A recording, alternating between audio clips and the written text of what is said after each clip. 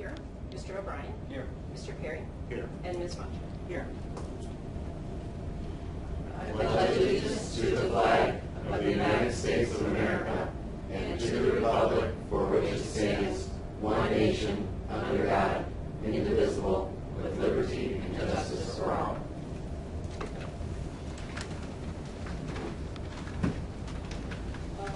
Our first order, we'll open the floor now to public comments. Does anybody have any comments? Thank you. Thank you. We will move on to our agenda. First order, our first item would be a presentation for, that would be discussion with and an introduction to our owner's representative, Ramesh Nair, because his roles and responsibilities as we will be voting, because we have hired him. And so just a discussion of his roles and responsibilities. We will be voting on his contract later. Okay, so I would just like to introduce Ramesh Nair. Wait, did I say it right? You got it right. Okay. Ramesh, David and I, as we discussed before, interviewed multiple candidates for our owner's representative, and we have selected Ramesh.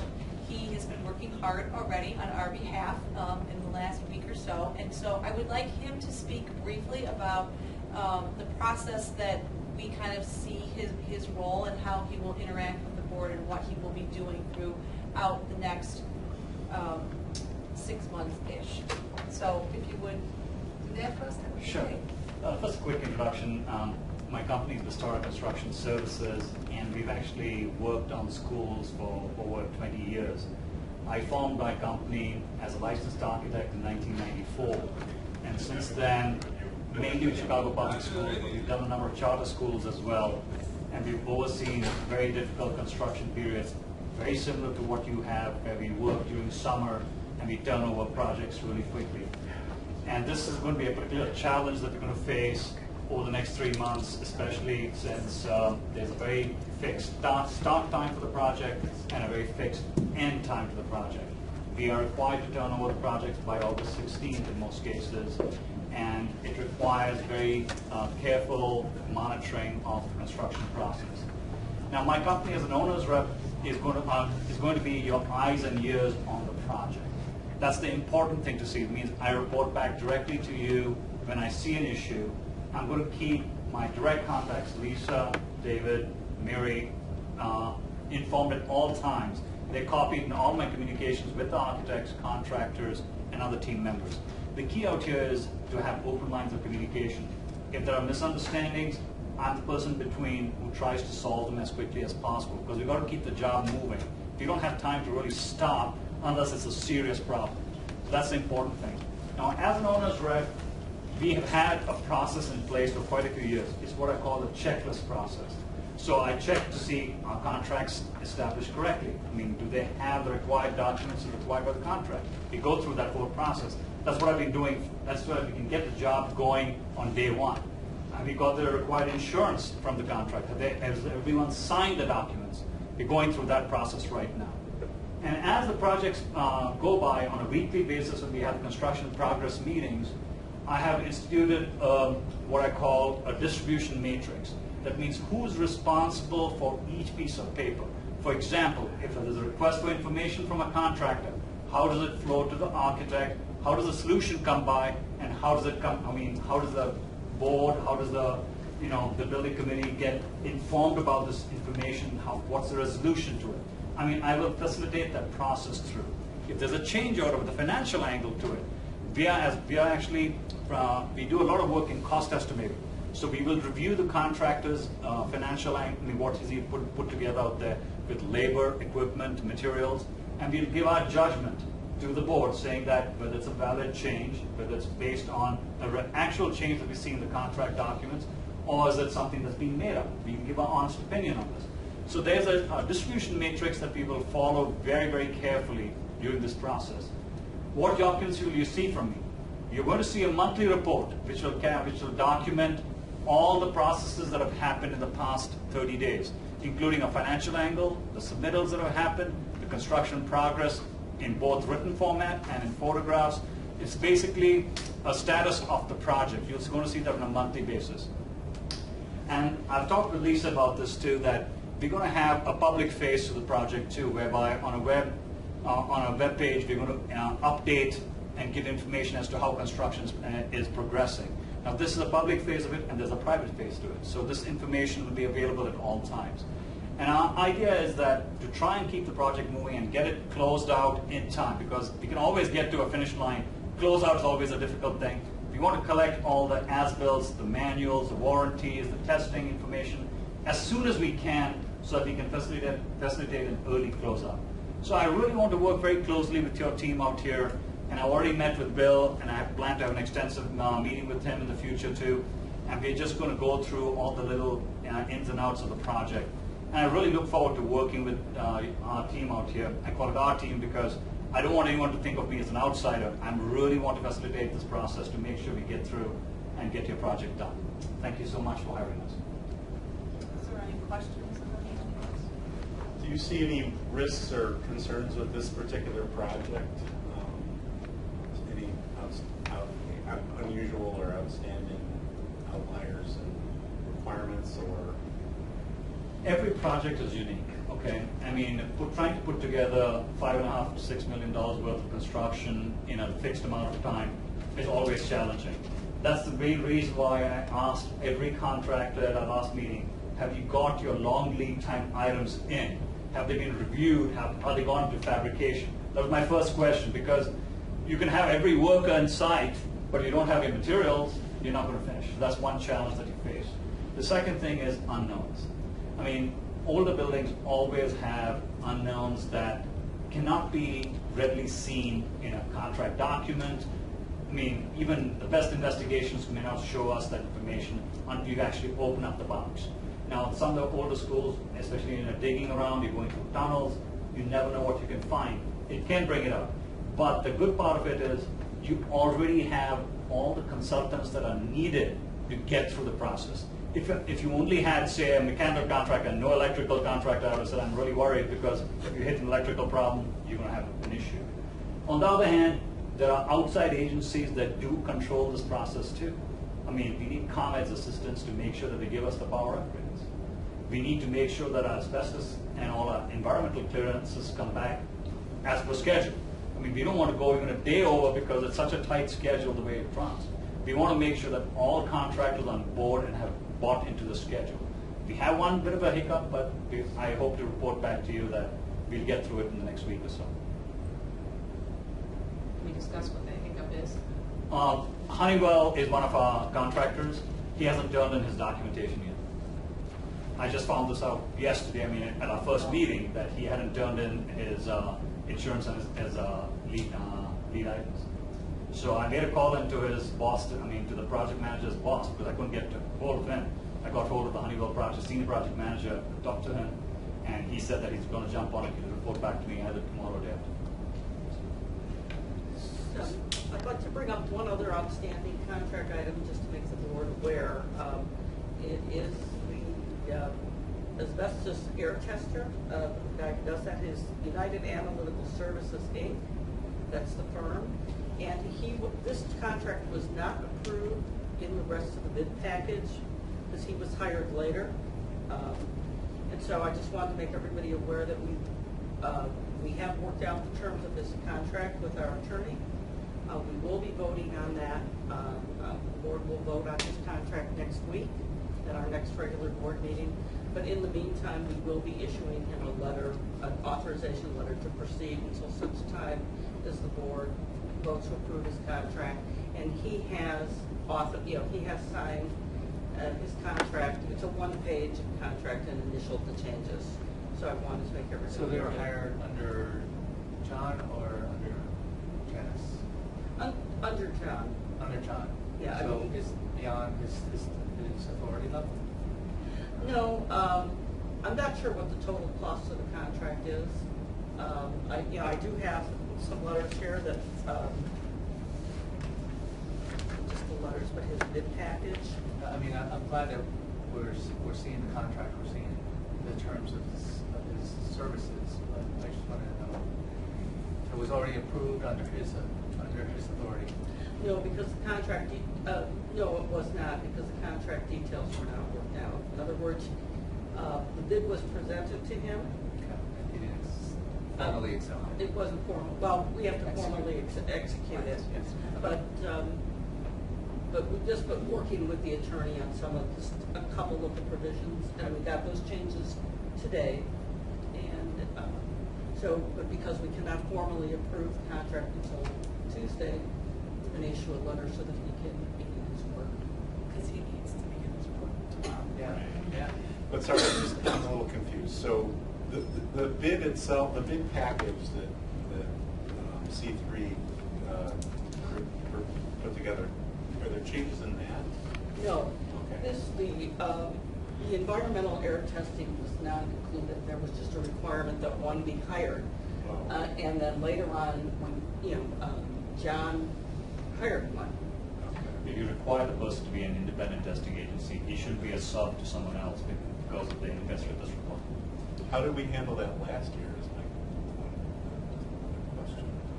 We were trying to I have a phone call to try to understand how we handled that last year, because it was not brought to any of our attention. Nobody Nobody news here. to me, so I Right. guess I wonder why it didn't just go the same way.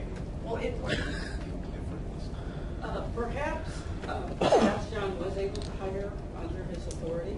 They test, I think, 9 times during the course of the. There are multiple tests. There's a clearance sample wipe test and air monitoring test. It has to clear over a certain period of time before he can render the space safe. So he has to be there all the time. It's very important that he gets his documentation. He has to be there from day one. Is that a state law mandate? or- State law mandate. He has to be there to watch how the protection goes up the boards, the center, the clearances, the wipes, everything. And I actually did get a copy of his contract from last year. It's the same guy. Same guy, same firm, same contract, but this time our attorneys wanted a couple of changes in the contract itself, Oh, okay. which was what delayed it. Well, that changed. Our attorneys changed, so that's one variable. Can you highlight any of the changes The biggest one was the limit of liability. for the insurance that you increased? Well, actually, the indemnification clause, he wanted his limit to be $50,000, and we inserted it to, we did get a change fee for $100,000. And then there are some other, what I would call relatively minor things, payment. We would have to pay interest if we're late with the payment over 30 days, which we were not last year, but our attorney was able to get that extended to 60 days. Just so that we don't incur extra charges if we have to be late. $80,000 seems pretty low. Yeah, so we were able to, and he has a, No, 50,000, I mean, that's yeah, a drop in the bucket. he has $1 million worth of, Cheap. he has $1 million worth of insurance coverage. It's kind of standard. Now, $500,000 for commercial liability. So our attorney wanted that changed, and so we were successful in getting a modification. That happened today. Yeah.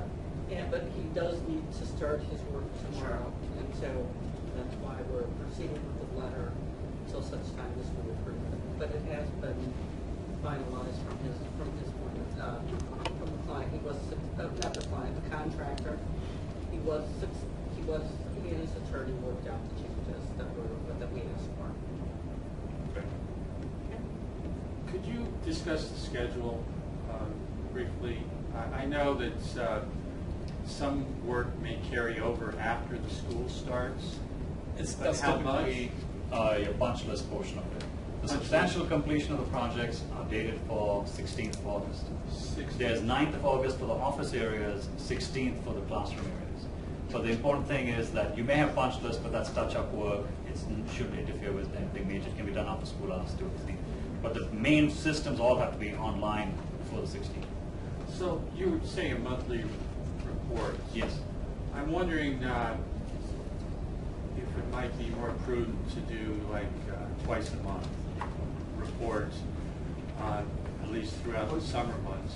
You're also going to have, we're going to have. the You're going to have a minutes. weekly construction progress, which we have every week. That's going to come out every week, for sure. This is more of the comprehensive one, which includes all the submittal data, all the financials of each contractor put together all in one place.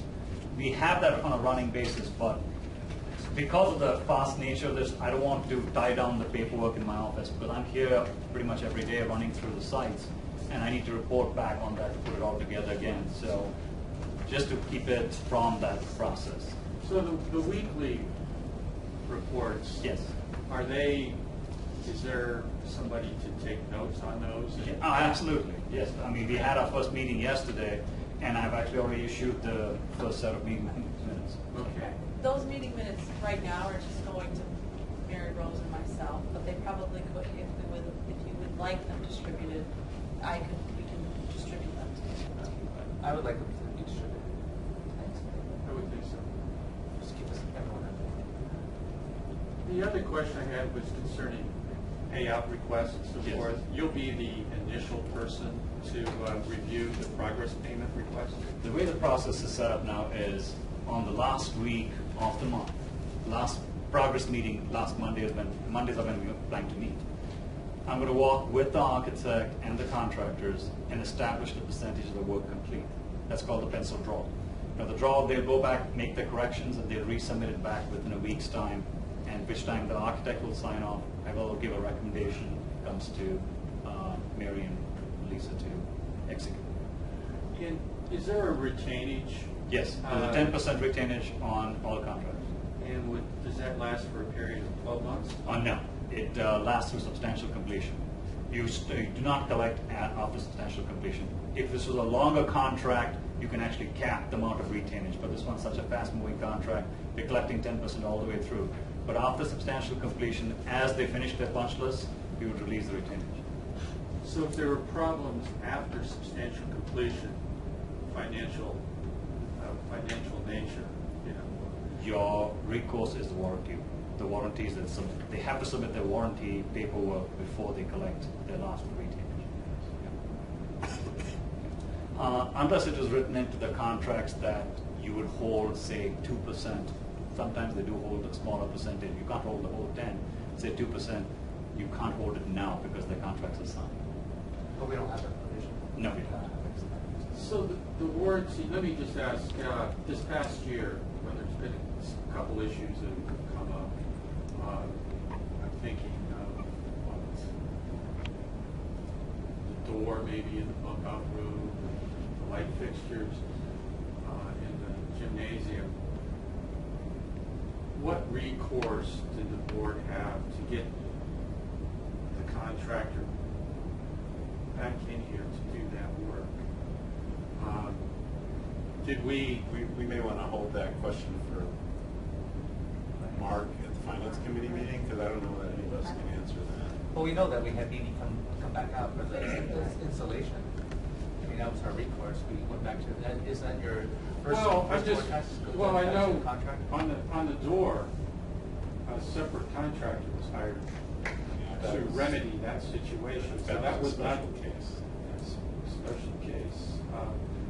But I'm just wanting to make sure that the warranty is sufficient to provide for a completed, safe project. There's a process for that. What I would recommend is after substantial completion, when the warranty kicks in for a 1-year period, you write in that you have to come back to the site 6 months and then say 11 months into the warranty period, and a walkthrough is done with Bill and the architect. If he's around, if he can bring him back based on the terms of the contract and revisit the issues that need to be picked up, so that by the time your warranty expires, it's listed and they pick it up. That's how the work is typically carried out. How about if there's a timely issue that needs to be taken care of right away? You can call immediately on that issue.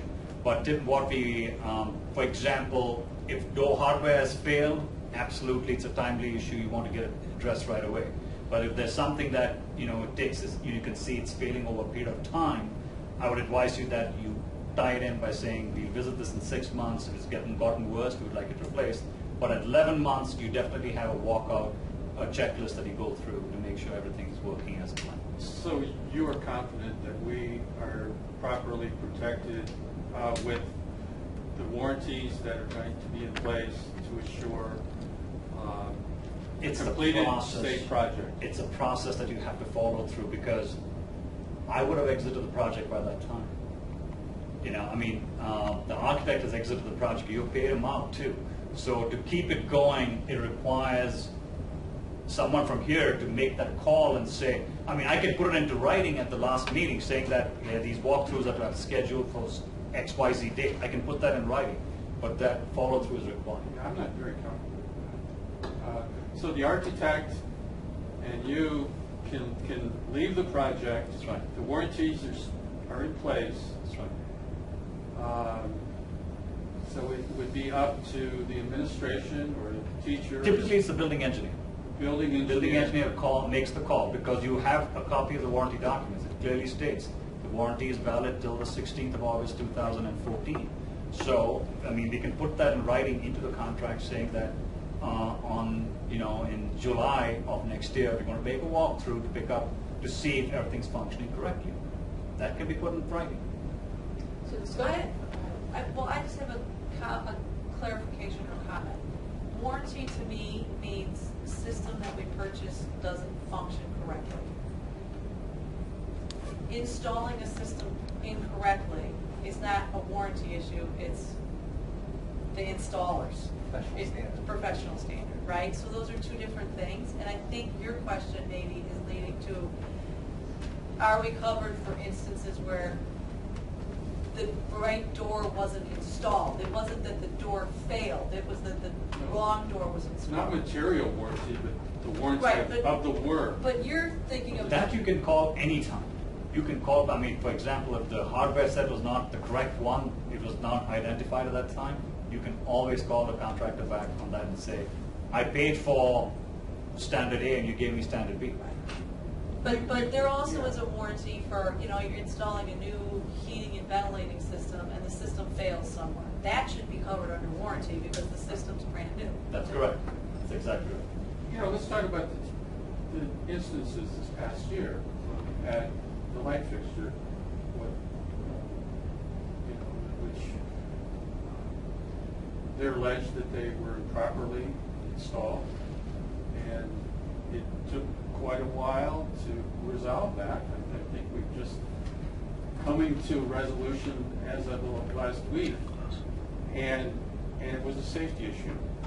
And then, are you aware of this? I'm just getting up to speed on it. And the other issue had to do with occupying and using a room that was not fully completed. So,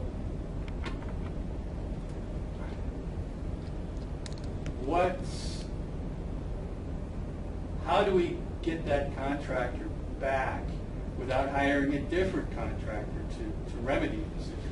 First thing is, the occupancy inspections should be conducted with the architect, and he needs to sign off that the completion of the work was as per the contract documents. That's very critical.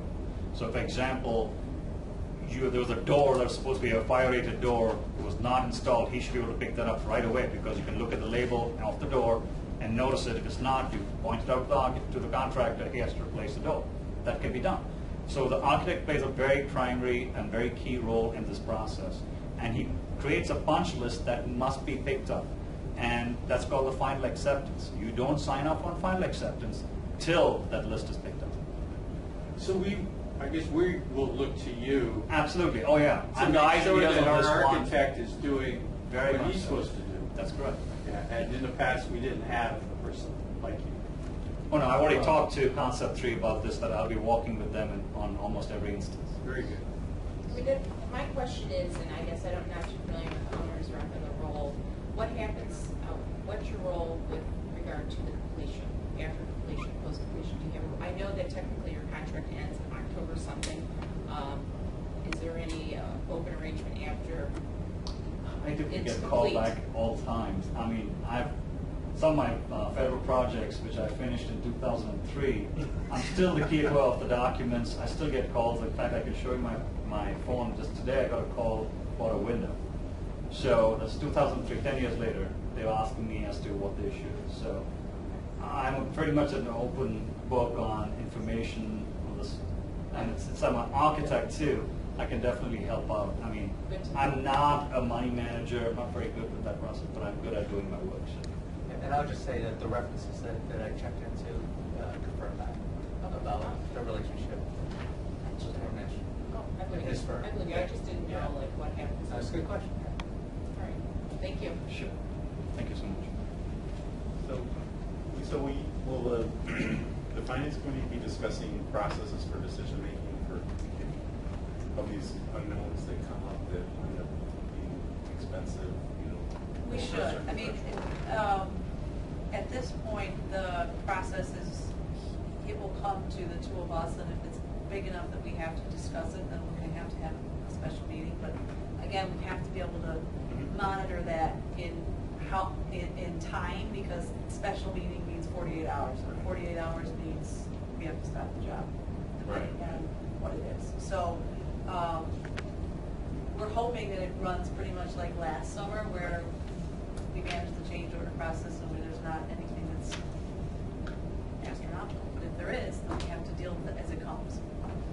Well, on the to-do list is for the finance committee to review the current approval process. It was at 25,000 for as a threshold, and we're going to talk about whether or not we want to change that, what we want to do. Is there anything else about the kind of the approval process, communication process, the reporting process? I think that's still on the. Yeah, I mean, right? I mean, and I think at the moment, we're going with the same threshold as last year, but the difference is that Janice is just not signing it. It has to go through 1, 2, 3 people to make sure that we're there. And it's okay, and we feel comfortable with it, because if we don't feel comfortable with it, then everybody else. Unless we have a difference of opinion, and that's not okay, then we can go back to the drawing board and talk about that. But hiring Ramesh has given us the opportunity to have someone verify cost, which I certainly cannot do comfortably. I need somebody who can do that on our behalf and make sure that all those costs and the change order work. So. So on our schedule for next week, for our board meeting, we're going to get finalization on the Honeywell situation with regards to their papers being fully submitted. And then we're going to have, you said we're going to have these contracts for approval next week. That one, yes. There's one. And so there's no, do we know what the fee is per, it looks like it's a fee per service, a fee per service, is that right? Yes. That's typically how it is. Yeah.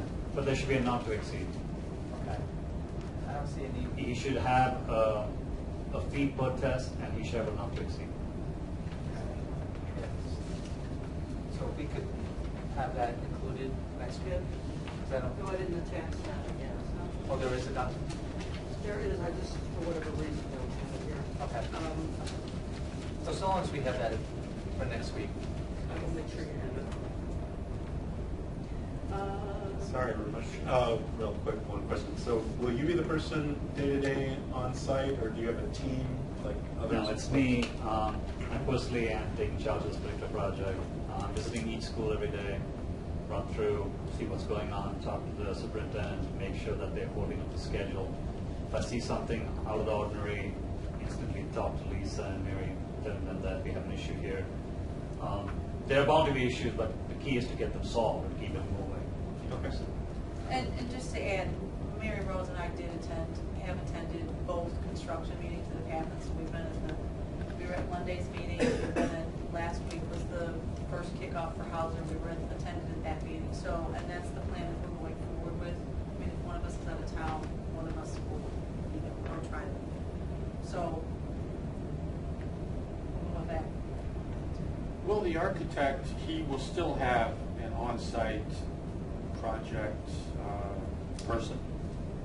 There's one in each school, 2 different ones. Yeah, they have 2 different people, but I'm not sure how the contract reads as to whether they're there every day. I don't know. Yeah, in the past they weren't there. They were there I do not know if they were every day because I wasn't there every day, but I believe that they were there quite a bit. And there are, in addition to Mark, it's two different people. There's Chris English and Chris McAllister. Yeah, and one of them's assigned to Blythe and one's assigned to Hauser. I mean, not Hauser, to Hollywood. So they have a team as well that's dispersed. Yeah, I understand. I'm just trying to sort that out. Was it sufficient last year, having the two?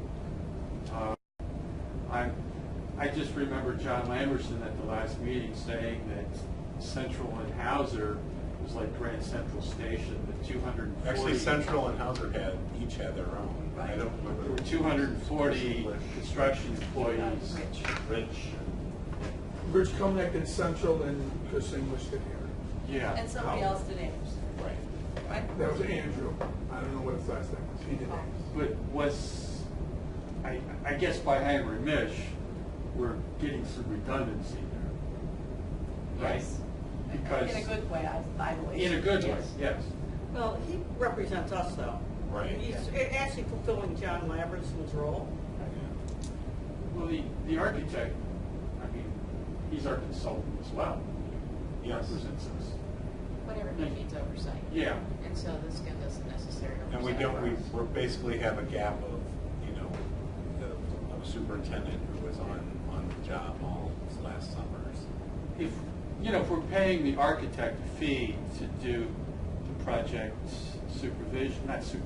observation, I guess, I want to make sure that we get good service from that person.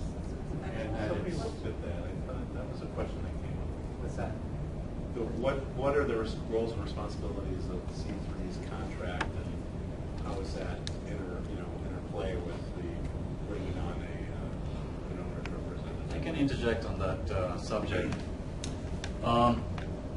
You've got to understand that the architect has contract documents that he's put out, and he's expecting the contractor to execute. Now, it's in his interest to have it done as per the contract documents. But if he has missed something, what are the chances that he's going to tell you? He's not, because he's trying to protect his turf and his reputation. He's highly unlikely, he's going to pass it off not as an error and omission, it's going to be passed off as either a contractor mistake, oversight, or something. Now, my role out here as an owner's rep is to assist in making sure that the financial terms are held. You're getting what you paid for the first time. That's the first role, key difference between the two of us. I have no vested interest in seeing something being done differently. My role is to protect your interests. That's the big difference, okay? Second thing is, most architects as designers do not have the financial estimating or schedule monitoring aspect of that skill set. They don't. You get it with practice, you get it with experience, but they don't like following through on those things. They like to see their buildings built, and from an owner's perspective, you want someone to be totally on your side who's doing only your side of the work and not doing the design aspect of it. That's a key difference that you'll see between an owner's rep and an architect. So, I mean, I can spill the beans, well, they can't really. That's the way to look at In it. addition to the financials, you will also be looking at the work Absolutely. and the quality of the work. That's right. I mean, in fact, I mentioned to Concept 3 that I'll be walking with them and we do the punch list. Okay, I mean, that's one of our roles too. We actually do look through that document, walk through and make the markups on. If something that's missing or we feel that was substandard as not per the contract documents, we'll bring it up. This is great. And we'll be developing that punch list as we go through. It's just not. at That's the right. last It's not page. just one document. I mean, when I'm walking through doing construction, if I see something that's not being done right, I will instantly write up a note. I'll push it to the architect and say, this is not as per your contract document. So at the end, it's not a surprise of what's on the punch list. That's right. And just a reminder, Ramesh will also be overseeing the Hauser addition for us as well, which is going on at the same time. So just as a reminder. All right, I believe discussion. Jerry, yes. Could I just ask one brief question? Could you comment on the role of a commissioning agent especially with regard to, I think our most complex area is probably the HVAC. Absolutely. A commissioning agent plays a very critical role in bringing on stream the mechanical systems, okay? Because what happens is you need to test and balance the system, because air pressures are different from space to space based on configurations. So the commissioning agent will be there to monitor the information that's being generated by the new systems that are coming online, and that report is very critical. The problem with the testing report is it's going to be done when the building is empty, because it's done before the students get back. So typically what we ask of a commissioning agent is, once you pass that report, you should get some feedback within, say, a month, or once the seasons change between air conditioning and heating. If you're primarily in a heating situation, you want to get that information, that feedback from the BAS system that's hopefully going in now. You should get that feedback, and the testing agent should really look at that. Commissioning agent should look at that and say, yes, it was balanced perfectly. And have we added such person to our team?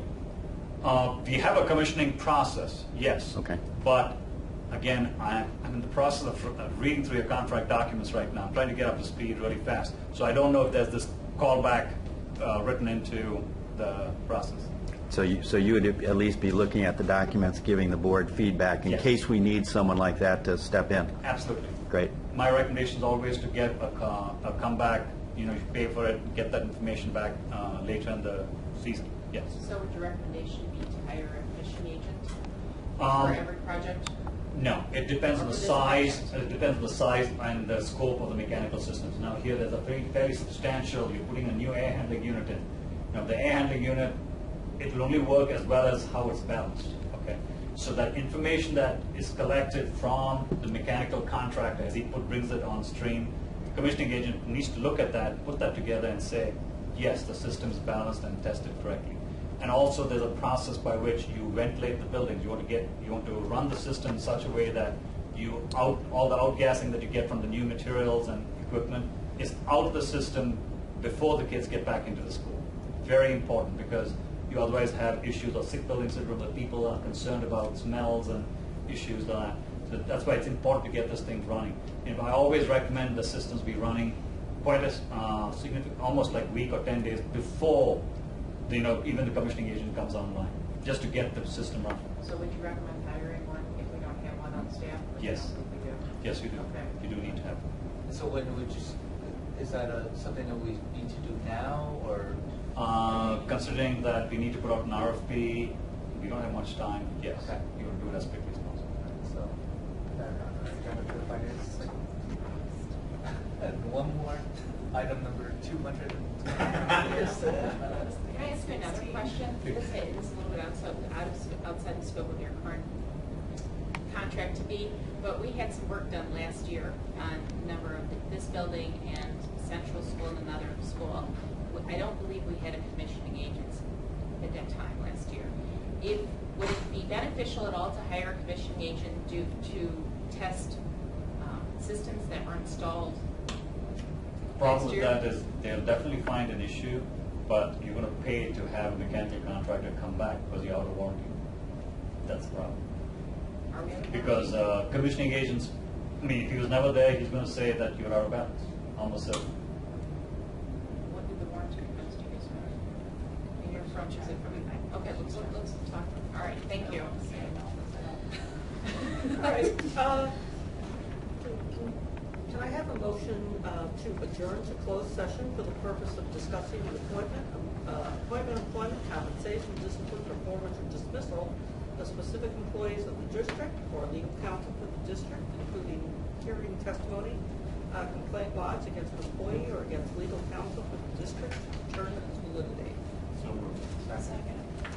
All right, it's been moved and seconded that we will adjourn to closed session. Do we need to do a roll? Yes, all right. Mr. Bracco? Aye. Mrs. Gainer? Aye.